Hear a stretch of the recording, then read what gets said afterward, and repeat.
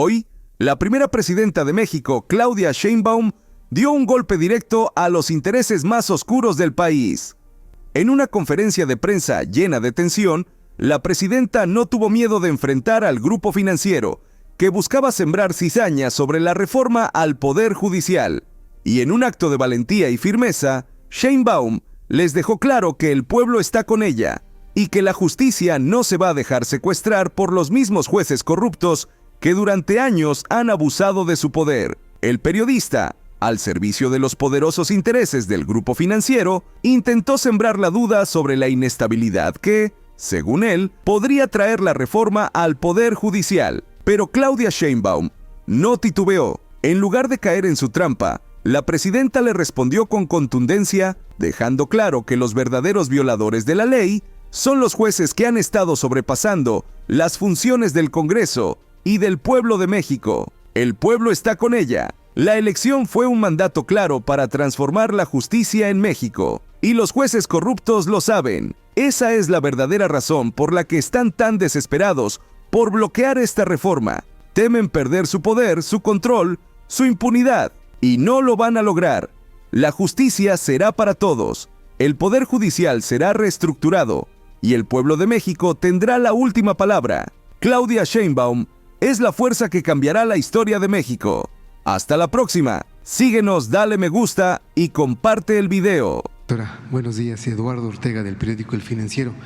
En primer término, quiero preguntarle sobre la impugnación que puso el PAN ante la Suprema Corte de Justicia de la Nación de la reforma de supremacía constitucional.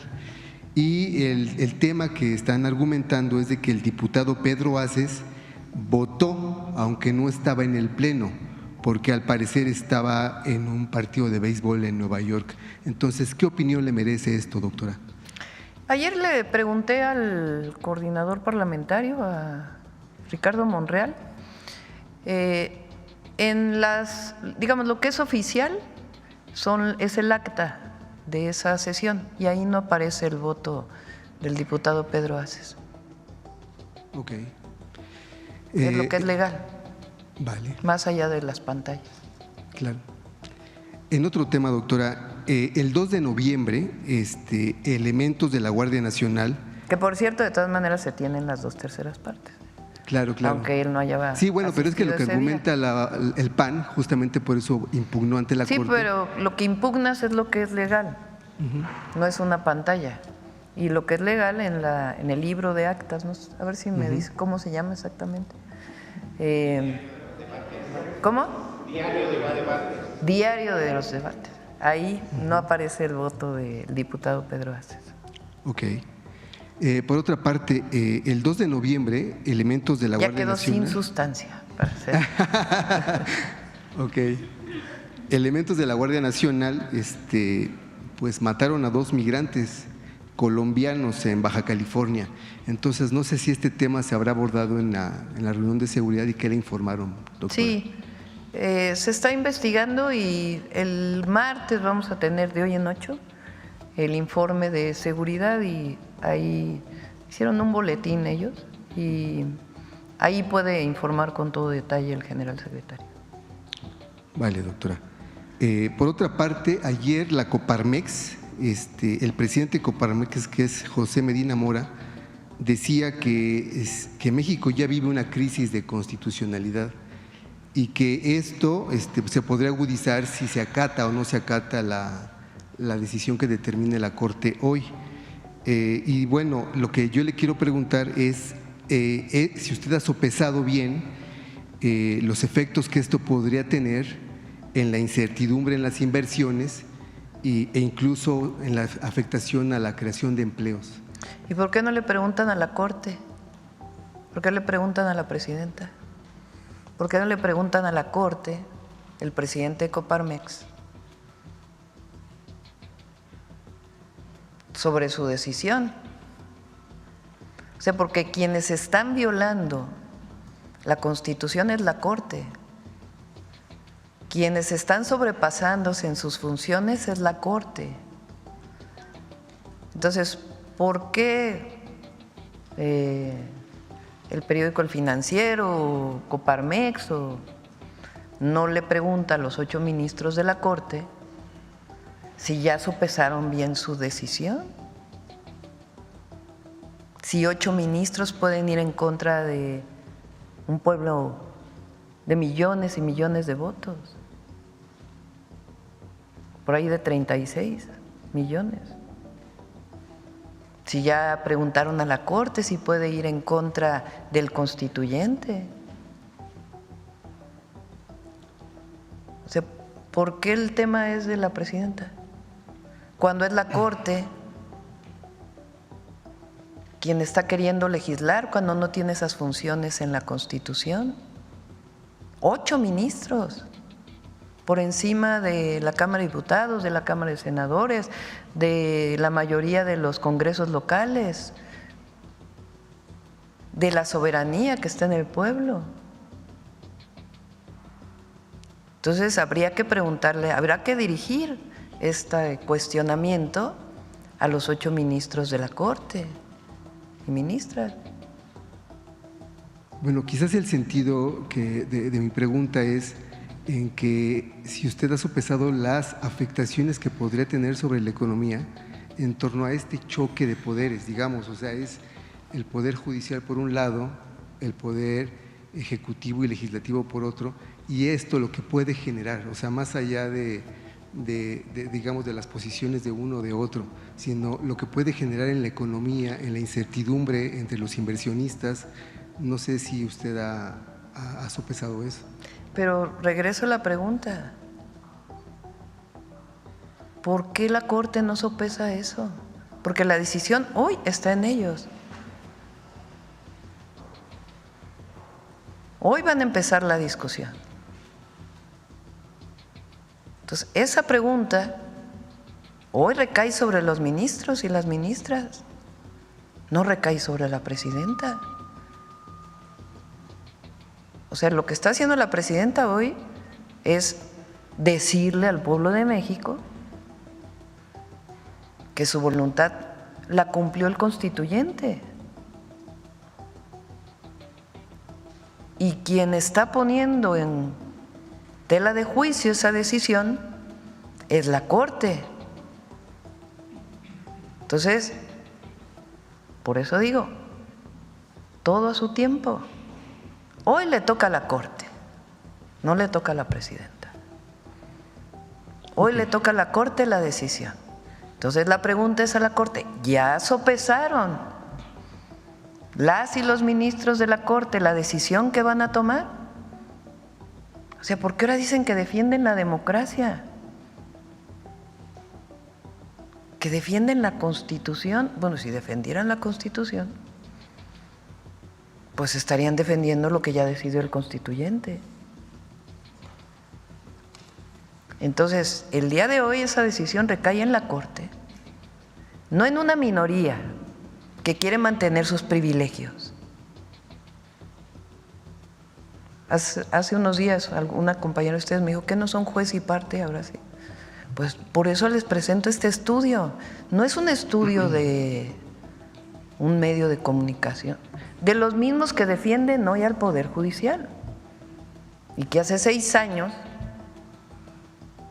decían que se llamaba Poder Familiar de la Federación. ¿Qué ha cambiado?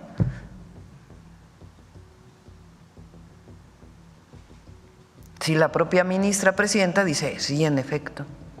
Ahora, ¿no les gusta esa constitución?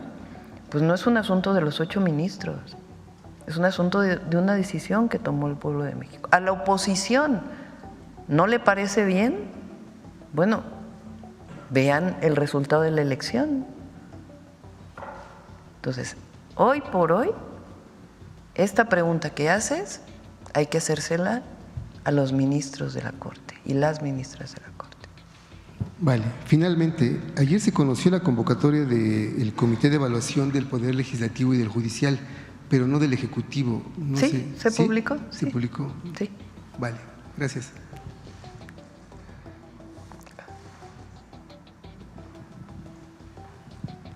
Gracias, presidenta. Esteban Durán, Vanguardia, Veracruz.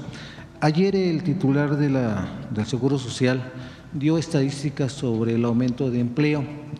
Sin embargo, cabe destacar, a ver si él nos puede aclarar esta situación, de que hay empleados en diversos organismos públicos que están contratados bajo el sistema de outsourcing.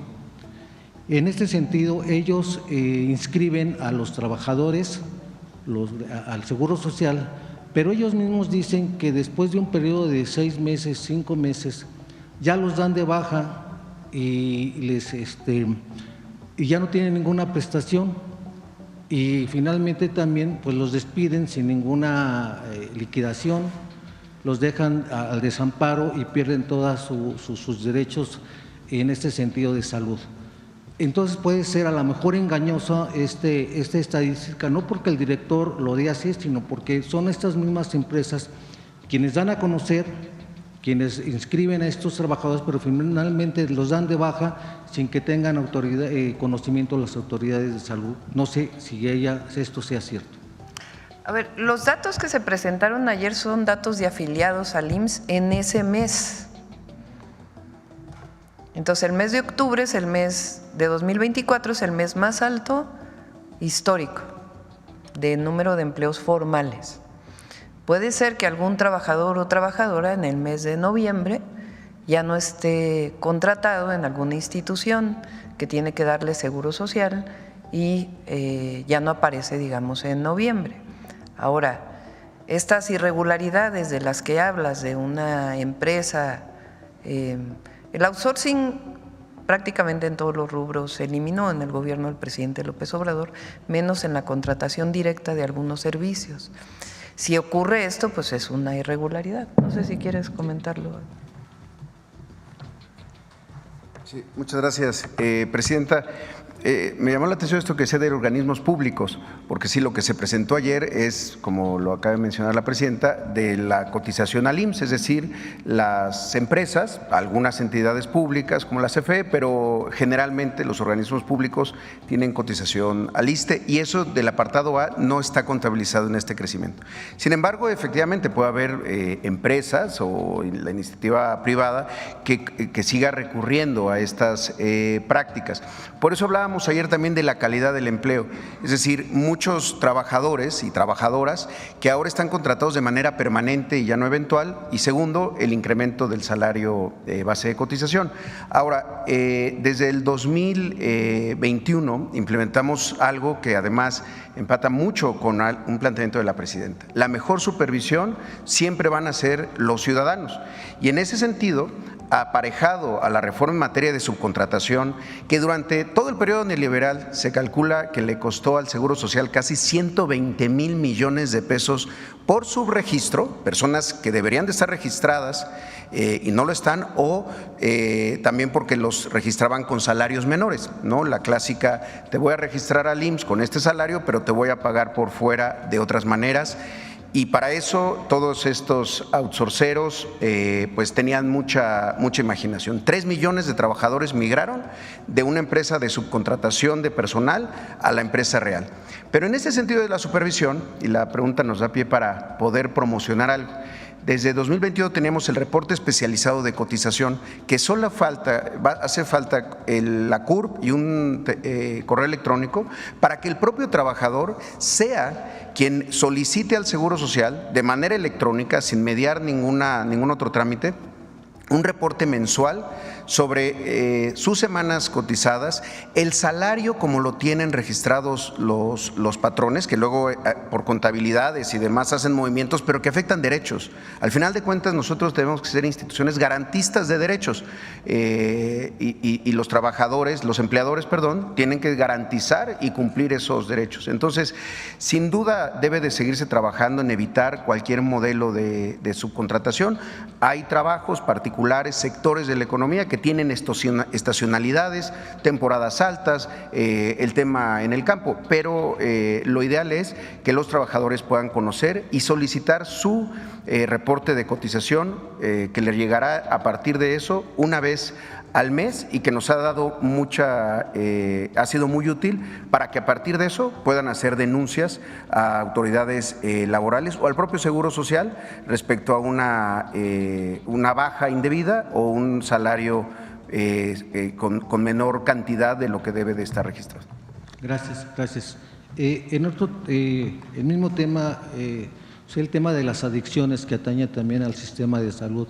En este sentido, el consumo de la marihuana, que ya se ha dado abiertamente en distintas partes, principalmente de la Ciudad de México, lo vemos en Hidalgo, lo vemos por allá por Chapultepec, en otras zonas, y en las que no sé si las autoridades de salud estén interviniendo en este sentido, aparte de que pueda ser la autoridad de la Ciudad de México, donde no solamente se consume marihuana, sino también se está vendiendo esta, y a lo mejor otras drogas ahí mismo, sin que las autoridades actúen en este sentido. ¿Qué puede hacer el sector salud para detener este consumo y que no aumente, pues con todos los que pasan ahí, que los jóvenes, lejos de ir a la escuela, se concentren en estos lugares? Estamos dándole continuidad y lo vamos a reforzar. Es parte del programa Vida Saludable, no solamente tiene que ver con alimentación, sino también con el cuidado de la salud. Entonces, la campaña que se hizo en la administración pasada con el presidente López Obrador para evitar el consumo de cualquier tipo de droga, la vamos a continuar en las escuelas y en otros espacios. Nosotros no queremos tener situaciones como las que tiene hoy Estados Unidos con la adicción al fentanilo, que es gravísima. Entonces, esta campaña, en donde tenemos que participar el gobierno, pero también las familias y toda la ciudadanía, tenemos que involucrarnos en que cada ciudadano sepamos lo que significa una vida saludable.